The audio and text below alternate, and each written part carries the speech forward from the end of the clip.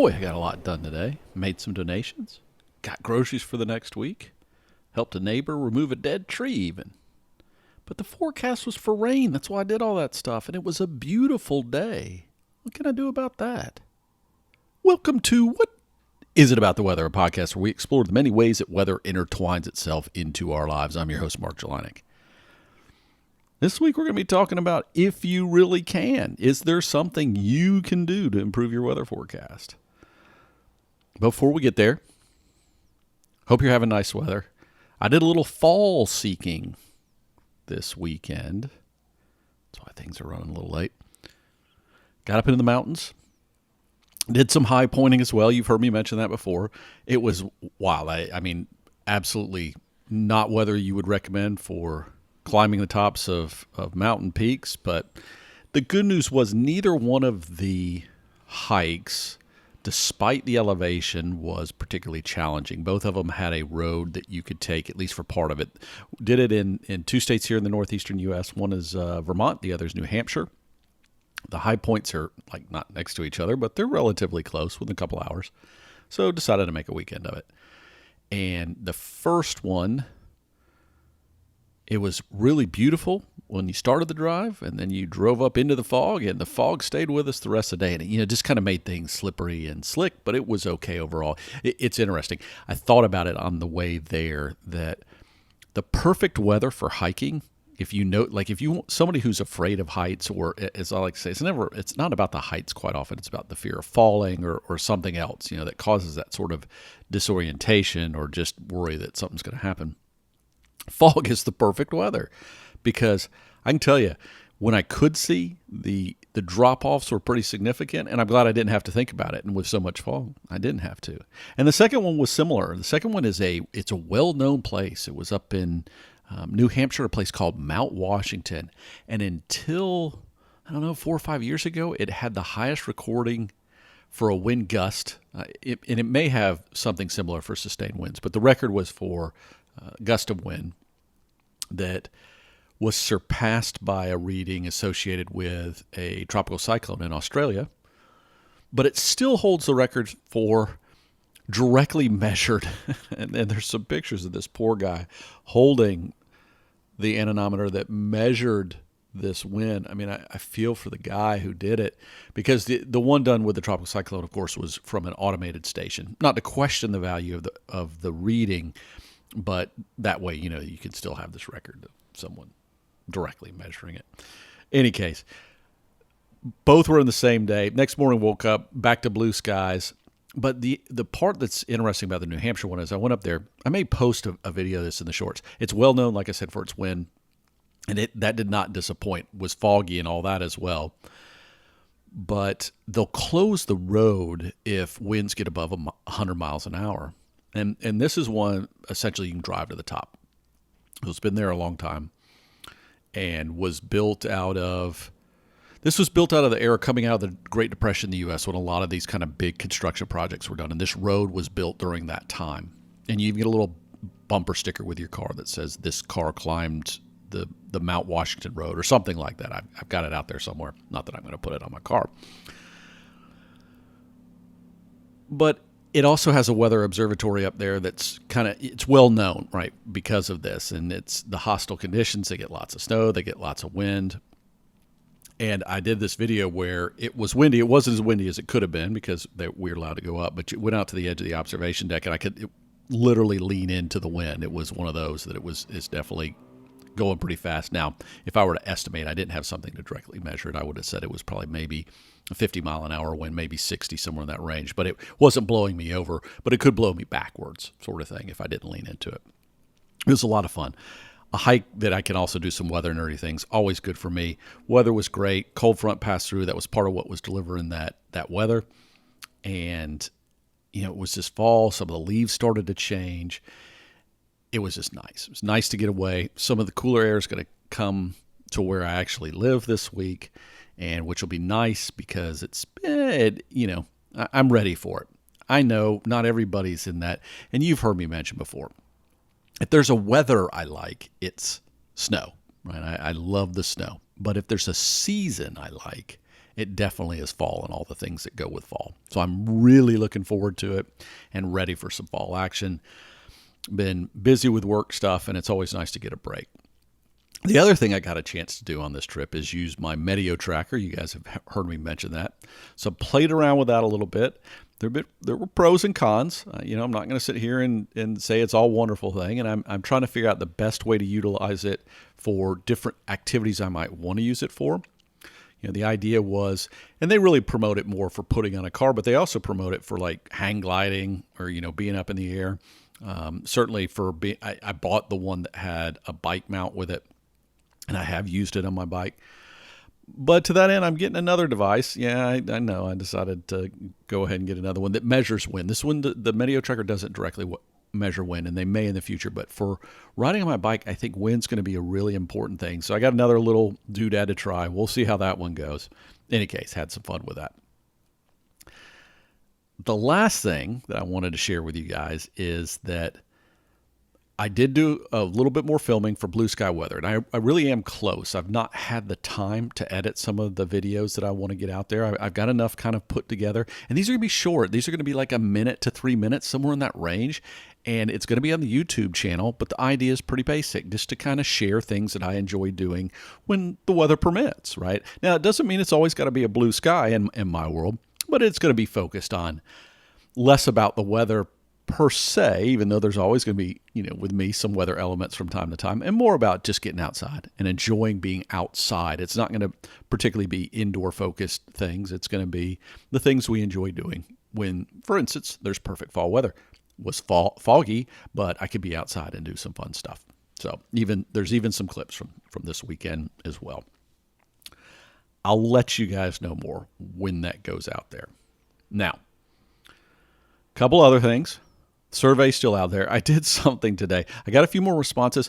It's interesting. I'm getting some opposing information, which is good. It's something to digest, and I'll share with you guys in the future. But first and foremost, I still want more responses, right? It's pretty plain and simple. But I did something to make it easier. So if you're just listening right now, and I don't want to find a link, I don't want to look for it, and again, you're not driving or something, just go to whatisitabouttheweather.com/survey. That's going to redirect you to where it is, right? It's not at that point. It is still in the Google form, but that way you make it easier. Whatisitabouttheweather.com/survey. Now, because I was in there doing that, I also did something else. I'm going to be doing a ride for charity. It's actually to support the Autism Science Foundation. I want to make sure that I got that right. I think that's what it is. It is ASF for short, and it is Autism Science Foundation. And I'm going to be doing a bike ride that's about, I don't remember we call it a metric century. So it's somewhere in that range. I know it's more than 60 miles, but the idea is pretty plain and simple. Raise some money, right? It's not really a race. I am going to be doing a different race in October, a little later. But this one is a group ride where a bunch of people get together that like to ride. And we do, there are different links for, different goals that people might have, but I'm doing the full length one with the goal of raising some money. And so to that end, you can also go to whatisitabouttheweather.com/charity. Again, whatisitabouttheweather.com/charity, and make a donation and put your money to work. So if you're feeling charitable as you're listening to this, please do that. It would mean a lot to me to be able to make some money for a worthwhile cause, and that is the objective there. All right. If you have questions about any of those things, right, you can always reach me directly. whatisaboutheweather@gmail.com. Pop me an email. You can find me there on Twitter as well with that same line. Yeah, the short abbreviated name is not that, but just type in What's About the Weather on Twitter. You can find me. Or Mark_Jelinek, of course, on Twitter. Of course, the Patreon page, patreon.com/weather. All right. Enough of this and that and the other. Let's talk a little bit about weather forecast, because while I was anticipating the weather I got this weekend,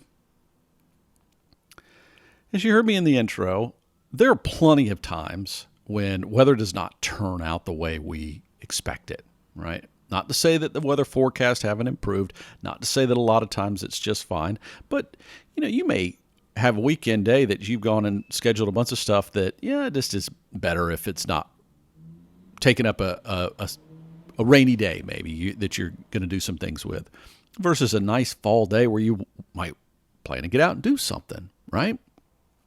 We've all had that. I know I've had it, and I even consider myself a reasonably good weather forecaster, right? But is there something you can do about it? Now, I'm going to talk in the context of, certainly with this little Meteo tracker thing that I've gotten, but also most of these things, I won't say all of them, a lot of them we've covered bits and pieces here and there in episodes over time, but they've really been in different context. And I really started thinking about, as I was, as always, I hear people talking about the weather. We like to have some sort of control in life about things that are influencing our decision-making process or what we decide to do, right? And that can be on any front, okay? I'm watching the stock market today take a dive, and I'd sure like to have an accurate forecast that would have told me that today, of all days, it was going to take a dive, right? But this can have to do with our health, and certainly we've dealt a lot with that with COVID. It can have to do with disasters and wanting to help people and reach out and feeling like we're in control of making a difference. And so it's not always just our lives. It can be those around us, right, that we really want to shape or influence or help or improve. And weather is just one of the components that does that, okay?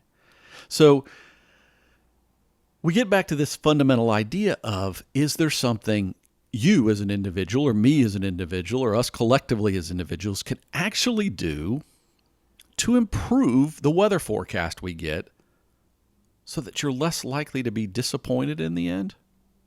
Is there? Well, let's talk about what you can do and how you just might be able to push things in the direction that are beneficial towards you. Some of it's a little short-term thinking. Some of it's a little longer-term thinking. But how you might go about doing it, or things that I might recommend. And I really do think there are different ways to kind of ponder it, right? That you can think about it as, do I want to do something actively versus passively? Do I want to do something that's exceptionally cheap versus something that might be a little more expensive or cost something out of pocket? And do I want to look at improving my forecast like right now, like what I'm doing today? How can I make sure I'm getting more accurate information versus how might I help all forecast in the future? Right? These are some of the questions that might go into your mind about how you would go through this process. So let's talk about a few things that you can do that have a real potential of impacting weather forecast. Now, one of them, and probably maybe the most important thing that you can do as an individual that has the potential to influence a weather forecast, is if you live in a location, this being key, where you can install a personal weather station and you've got the funds to do it, and we can talk about that a little bit, it's probably the number one thing to do. And I'll tell you why that is. And this has changed over time. Now, I had a personal weather station. I got my first one, that I would call a credible one, a high quality one. And it's not cheap. I got it about over 20 years ago. All right. By Davis is the manufacturer. They're well known. They're one of the well-known brands. And I wasn't living in a place that was like a house or a spot where I could put it outside, but I put it on the roof of an apartment I was living in. I had roof access, and I could do that. I even took it with me when I lived out of the country in Chile, and I had it up. Currently, it's at a family member's house who has a situation where it benefits them. And it gathers a lot of data. And that data used to be able to be shared in a neat way. There was a website that some of you may not be familiar with called Weather Underground. And one of the neat things that they did is you could pull up anybody's weather station and see what the recent data was reported there. But doing anything meaningful with that data was a bit tricky. I mean, you could look at how maybe somebody that was let's take a location where, like Santiago, Chile, where there's some people that live in the city and then there's some people that live in the foothills or maybe further up the Andes Mountains. They're going to have very different outcomes. But if you have some different stations, you could look around and say, hey, what are the differences right now, right? What am I seeing? But it was very focused on what was happening in that moment and didn't necessarily tell you something about the future, but that is changing with personal weather stations. And I'm going to bring up one in particular. I'm not endorsing this per se, but it is a product that has caught my attention, and it's caught my attention for a couple of different reasons. It's called WeatherFlow, and they have a product. I think the current model is called the Tempest, but this was a Kickstarter started thing. And the unit is unlike the traditional weather stations that maybe you've seen that have the little anemometer, that spins in the little vane and this bucket that collects the rain and stuff. Some of those and they've shrunk those down, and you can get them from different providers that are more condensed. But this one just looks like a pole almost with a little, like a little lamp post on the top of it. And the benefit is there's really no moving parts. Now, you may say, well, how accurate is that? Well, actually, a lot of the high-end products that measure wind, do so with instruments that don't move. I mean, that's been the design over time, is to get away from moving parts. And we see that in a lot of things we do. The less moving parts, the less options, or the less situations where something's going to break as easily. So this one measures winds with a sonic profiler, I believe. And some of the fancier ones out there use microwaves and that sort of thing. But it also does something similar for measuring rain. So it measures it based on, it's got a sensor on the top that it uses haptic feedback. So very similar to what you feel with your phone device, right? When you get that when you do a long press or something and you kind of get a response, right? You get that little vibration back that you've done it right. And the fundamental idea is the same. Now, there are some complaints that maybe that's not as good as a rain gauge where it's actually directly measuring how much water is going in. And that could be true as well, right? With all these things, I think it gets down to what's your situation, is what's going to be the right weather station. I did one of the biggest videos that I still get views on today on the YouTube channel is related to selecting and siting a personal weather station. But what's neat about this station, and I'm seeing it more with others as well, is they use your data to create a weather forecast for you. All right. The idea is pretty simple, is it's micro-tuning a forecast based on information you're providing it. Okay. And we're seeing this with other providers that you've heard me mention before that are getting data from different sources. But fundamentally, at the end of the day, this data can help drive a forecast in the short term that's geared towards where you are. And this is particularly useful if you're making decisions that are going to be in and around where you live or where that unit is. But maybe more importantly, that data, not necessarily specifically just that unit, there are programs in place, and I'm putting a link in the show note to one called the Citizen Weather Observation Program, that collect data from personal weather stations all over the globe. Now, traditionally, it was more in the U.S., but it's expanded outside of that footprint, that can be used to validate other data in the area and ultimately be pulled into the observation database that supplies how weather forecasts work. And you've heard me mention before that one of the key things is that data assimilation process, where you're getting data, how high the quality data is, and pulling it in and working with it. So by having a personal weather station, you have the opportunity now to not only drive a better local forecast of where you are specifically, but your data can go and help others that don't even have a station to get a better forecast. And you don't have to have this specific unit to do it. I was just using that as an example of one that issues a forecast for you. All right. It's not the cheapest route to go, for sure, but it is one that probably can give you kind of the best of all these things. Gives you a now forecast. It's working towards the future. All right. And even if you don't get one of the fancy stations that generates a forecast from your data, you can help the forecast in general, which will include you by your data going back into the system that's doing it. All right. But that's by no means the only way to do it. You can become trained as a storm spotter, as an example. Link in the show notes, to help people that are forecasting real-time weather events like tornadoes and other things, when you see a dangerous situation, that can be shared. And that allows forecasters that are doing forecast in real time to improve the quality of their forecast, particularly in situations that still have a lot of human intervention, when they're trying to do something real time or trying to give you information that's up to date about what's been seen. And the last thing you want to do, right, is be in a situation where you're creating a misinformation situation, where because you don't know what's going on, you're feeding bad information in the system. Well, this is a way to turn around and do good information. Okay? So we've got ways, whether you're buying a piece of equipment that's sharing or whether you're sharing what you're seeing, that are very focused on not just you. That's one of the really nice things about these things, but it's focused on other people as well.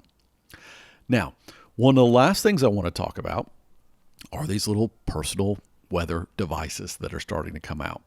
And you've heard me, we've talked about phones in the past, about measuring atmospheric pressure and that sort of thing. One of the things I don't like about the idea of getting these things from phones is too often we don't know where the phone is. All right. Is it in someone's pocket? Getting past whether it's inside or outside, because inside the data is useless. But let's say you're outside.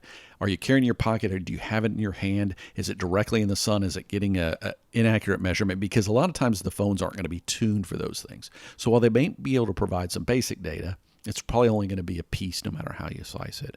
But these little devices like the Meteo Tracker and this other one that I've just decided to get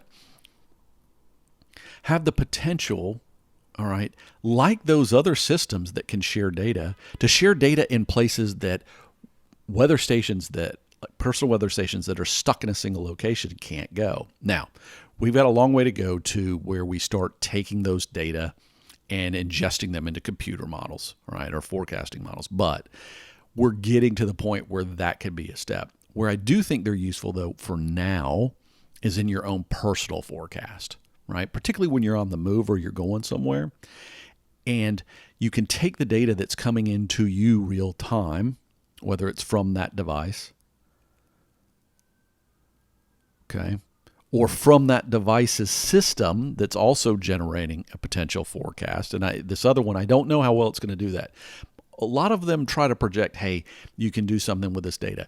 What I'm going to be trying to evaluate, and I actually submitted an abstract about this for the upcoming AMS meeting. I don't know whether it'll be accepted or not, is trying to see what you can take out of that data. Now, I did it from more of a sports, athletic, outdoorsy sort of thing, because I'm really interested in that. I'm interested in seeing, can I take that data and look at my performance and see the role that it has. But what I hope to use this data for, and the one that I just bought that I'm going to put on my bike, is in theory, it can give me true real-time data about headwinds, for instance, that I'm dealing with when I'm doing a ride. And that might tweak when I'm deciding to exert more force or not, because sometimes when you go into too strong of a headwind, you're just working against yourself. No matter how hard you try, you're not going to get somewhere, or that may be the wrong time to exert. Sometimes it might be the time to preserve your energy, and then as the winds ease, to try to make up the difference, right? And it gets into the, I'm not going to get into all the math of things not always being linear. Fundamentally, that's the idea. But these are just a few of the things you can do. Right? The last thing I'm going to remind you of, because I like to remind you of things that this are simple, but sometimes we forget, is shop your weather forecast a little bit. If you've got an app that you constantly rely on, and this is true for all of us, we get biases. We think that's the best one. If it's let you down a couple times, consider going to another source. So by you just making a decision change, you might be improving your weather forecast. Well, there you have it. Some thoughts for today. I hope you find them useful. And I will let you know how my data starts coming back from this project. Whether I end up doing a presentation at the AMS meeting or not, I'm still going to do the research because it's a topic that interests me. But in the meantime, as you're out there thinking about how you can improve your life and thinking about the things that you do that influence directly your life and have real outcomes, think about it with respect to weather. Because as we all know, there's much more to weather than the weather itself.